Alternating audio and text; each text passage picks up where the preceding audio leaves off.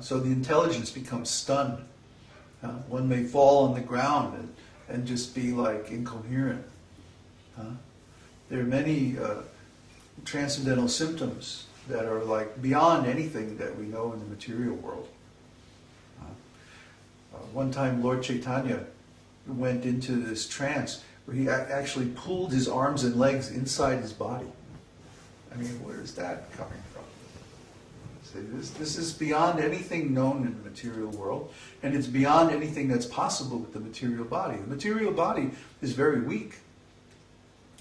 If any of you have been through a tremendous traumatic experience, you know that the body is affected by this, and it takes a long time to recover from it. So the material body is easily actually even destroyed by too much stress, whether it's good or bad. Look at these rock stars, you know, they're going on tours, they have to play night after night after night on the plane and this and that, and they go crazy. They lose it, they get worn down, and they have to go in the hospital or go in, what's that called, when they get drug and alcohol? Rehab. Yeah, they go into rehab, too much drugs or whatever. So similarly, in the material world, all of these emotions are there, but they're perverted reflections. When I think about it, in fact, while you were asking a question, I was thinking about the difference between material emotions and spiritual emotions. And the one thing is that material emotions, even if they're positive, they're never 100% positive. There's always some contamination. And spiritual emotions, even if they're negative, they're always pleasurable. So if a person is feeling even the best material emotion, there's always going to be some suffering connected with it. But if one is feeling even fear or distress, transcendentally, there's always joy and bliss connected with it. And thinking of those feelings come from two separate places. It's like material emotions, or you feel them in your body. But spiritual emotions are like directly in your consciousness. And there might be some symptoms reflected in the body. But the source of the energy, the source of the feeling is different. Fundamentally different. Uddhava, you had a question? No, there's a comment about that. There's one easy way to experience that by the swaras, by music. When I started learning this Vedic intonation, I could never understand the minor chords and like that. For me, they were always sad, that I didn't find any beauty until you have the right interval. Even though the interval is in a sad tone, it's very beautiful, very pleasurable. Oh yeah. And it's only understood when you hear the proper tuning. Yeah, I'm getting goosebumps just thinking about it. That's how I got into all this ecstatic emotional stuff, was through the music. The music is an easy way into feeling all these emotions. There are different combinations, certain combinations of vibrations that are exact pictures of all these ecstatic states.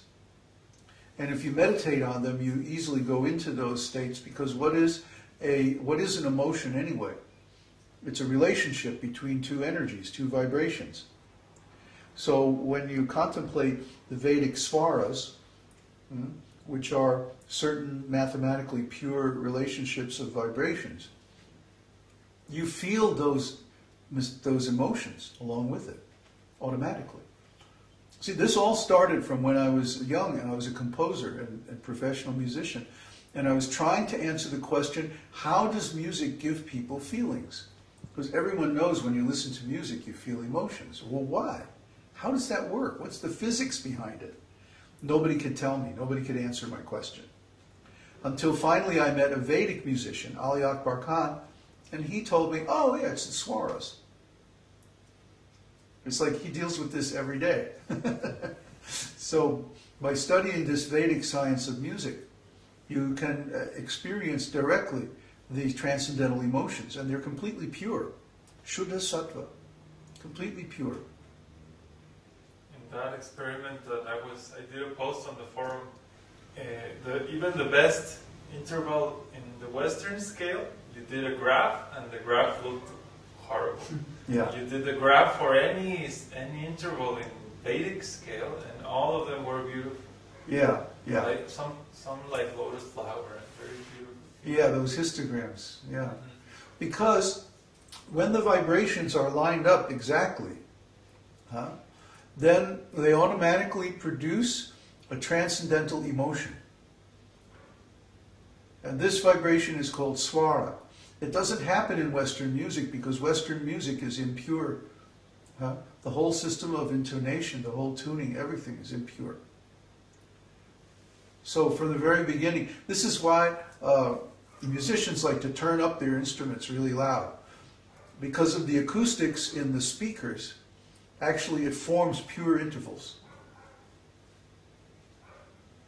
Because the speakers can't vibrate in an impure interval. It would tear them apart. So they naturally, the tones bend, especially with a guitar this happens.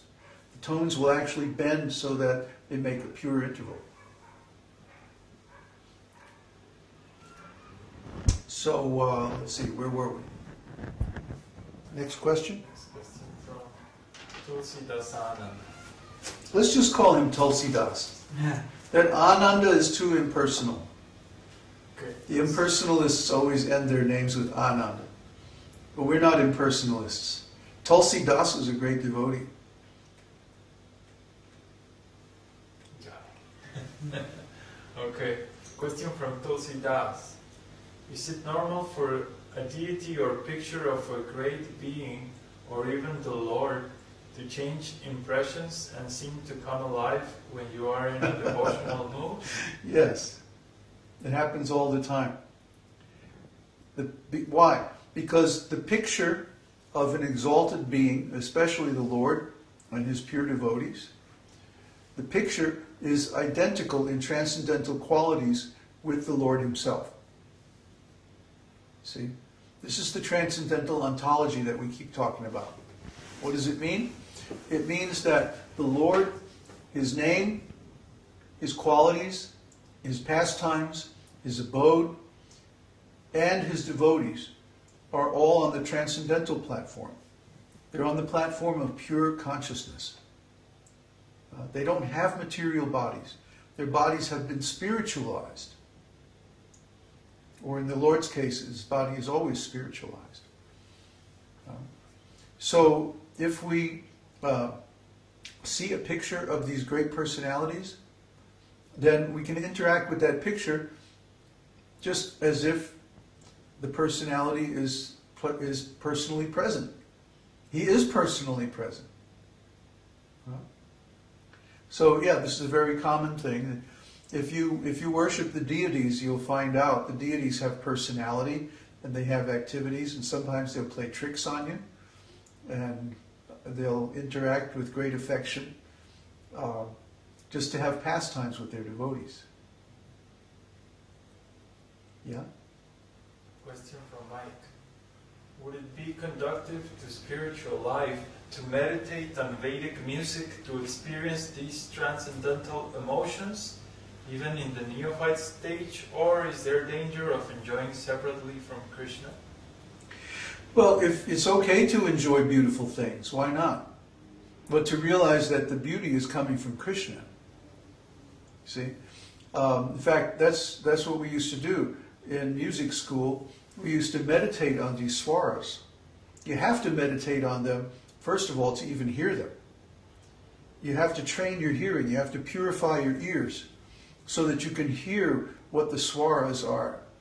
You know, we were always going to do that, remember? Make those recordings of the pure swaras so that people could meditate on them. And each of the swaras, like the perfect fifth, represents conjugal love. The major third represents friendship. The perfect fourth, parenthood. And the unity, the unison represents neutrality. You see? So in this way, all the intervals represent these different transcendental emotions. And by meditating on the intervals, you can actually feel those emotions. So yes, why not? We should go ahead and make that recording one of these days. Yeah, now that we have a keeper. Okay, that's it. That's it. What time is it? 2 p.m. Oh, it's 2 p.m. already. Well, we had a little delay in the beginning. Okay.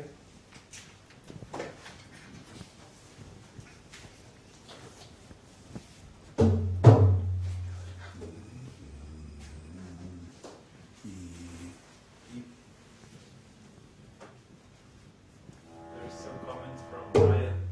From who? From Brian.